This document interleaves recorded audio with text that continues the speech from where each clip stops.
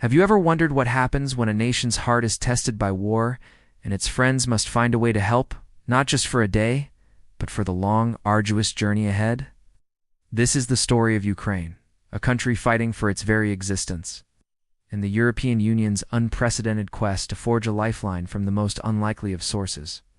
It's a tale of desperate need, bold ideas, and the profound challenges that arise when the world is forced to rewrite its own rules in the face of conflict. At the heart of this unfolding drama lies a stark and urgent reality. Ukraine is facing a catastrophic financial crisis. The relentless conflict has ravaged its economy, creating a budget deficit so vast it threatens to swallow the nation whole. Estimates place this shortfall at a staggering $50 billion or more each year. This isn't just a number on a spreadsheet. It represents the salaries for soldiers, the pensions for the elderly, the funds to repair bombed-out hospitals, and the resources to keep the lights on and water running for millions of people. For Ukraine, this financial gap is as much of an existential threat as the battles raging on its eastern front. For a time, the world watched and responded with a surge of support. Western allies, including the nations of the European Union, opened their coffers, sending billions to sustain Ukraine's defense and its people. But as the conflict has stretched from months into years, a new, harsh reality has set in. The initial wave of unconditional support is meeting the unforgiving shores of economic and political fatigue. Western donors are finding themselves in a difficult position. Their own budgets are strained, and the political will to continuously increase spending from their own taxpayers' money is waning. The well of traditional aid, while not dry, is no longer deep enough to meet the escalating needs of a nation locked in a prolonged war. It was in this moment of looming crisis that a new, audacious idea began to take shape within the halls of Brussels. The President of the European Commission, Ursula von der Leyen, articulated a vision born from this necessity. She saw a path forward, one that could provide the massive, stable funding Ukraine desperately needs without further burdening the citizens of the EU. She called it the most effective way to maintain Ukraine's defense and economy. This vision was not about finding more money in already stretched national budgets. Instead, it's about looking at the attackers' massive assets, frozen in place since the conflict began. The EU, along with its G7 partners, holds approximately $245 billion in Russian state assets, primarily from the Russian central bank. The vast majority of this fortune, a treasure trove of immense proportions, sits within a single financial institution in Belgium called Euroclear. The idea was simple in its concept, yet revolutionary in its implications. What if these frozen assets could be used not just as a punitive measure, but as the foundation for Ukraine's survival and eventual recovery? This concept evolved into a specific, intricate mechanism, a financial innovation forged in the crucible of war, which some have dubbed the confiscation loan. The European Union is now championing a plan to use these frozen Russian assets not by seizing them outright, but by leveraging them as collateral. The idea is to secure a colossal loan for Ukraine, potentially amounting to 140 billion euros, or roughly $163 billion. This isn't a simple handout. It's a structured financial instrument built on a powerful assumption. The plan operates on the belief that when the conflict eventually ends, international law will compel Moscow to pay war reparations to Ukraine for the immense destruction it has caused.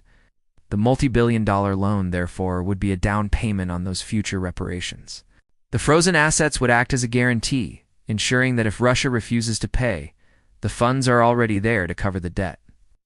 The sheer genius of this plan, from the EU's perspective, lies in its ability to solve a critical political and economic problem. It offers a way to provide transformative financial support to Kyiv on a scale previously unimaginable, all without adding a single euro to the public debt of its 27 member states. In a time of economic uncertainty across Europe, with governments grappling with their own domestic financial pressures, this option is incredibly attractive. It allows leaders to demonstrate unwavering solidarity with Ukraine and provide a truly game-changing level of aid, while simultaneously reassuring their own populations that the cost is not being borne by them directly. It's a move that seeks to align moral imperative with fiscal prudence, creating a sustainable lifeline for Ukraine that is not dependent on the shifting political winds within individual member countries. In essence, This is an attempt to force the attacker to fund the victim's defense. However, this bold journey toward a creative solution is not without its dragons. The path is fraught with perilous obstacles and dire warnings from powerful voices. The plan has, unsurprisingly, provoked a furious reaction from Russia. Moscow has consistently and vehemently denounced any move to touch its sovereign assets as nothing short of theft. The Kremlin has made it unequivocally clear that it will not stand idly by. Russian officials have pledged to retaliate in kind, threatening to seize the assets of Western investors that remain within Russia's borders. The CEO of VTB, one of Russia's largest state-owned banks, delivered a chilling warning, vowing that Moscow could pursue litigation over the funds for half a century, ensnaring the EU in a legal quagmire that could span generations. This threat of retaliation and endless legal warfare casts a long, dark shadow over the entire initiative. Perhaps the most significant opposition, however, comes not from the adversary, but from within the heart of Europe itself. Belgium, the small nation that finds itself at the epicenter of this financial earthquake as the home of Euroclear, has voiced profound and serious concerns. The Belgian government is acutely aware of the monumental legal and financial risks it would be undertaking. It fears being the primary target of Moscow's legal wrath, facing potentially crippling lawsuits that could drag on for decades. The stability of its own financial system is at stake, and it is unwilling to bear that risk alone. Echoing the government's fears, Euroclear, the financial depository holding the bulk of the assets, has issued its own dire warning. The institution, a cornerstone of the global financial architecture, has cautioned that the plan, however well-intentioned, could be perceived globally as an outright seizure of a sovereign nation's central bank reserves. Such a move, Euroclear argues, would shatter the bedrock principles of the rule of law that underpin the international financial system. It could catastrophically undermine trust in European financial institutions, damaging the continent's investment climate and its hard-won reputation as a safe and predictable place to do business. The fear is that if central bank assets are no longer considered sacrosanct, a dangerous precedent will be set, potentially triggering a global capital flight away from the euro and destabilizing the very system the EU seeks to protect. In response to these grave risks, Belgium has put forth a firm demand before it proceeds. It requires legally binding guarantees from the entire European Union. It insists that all legal and financial risks must be shared equitably across all 27 member states, ensuring that the burden of this unprecedented action does not fall on one nation's shoulders alone. This is the story of a continent at a crossroads, where the desperate cries for help from a neighbor at war are met with a plan as brilliant as it is perilous.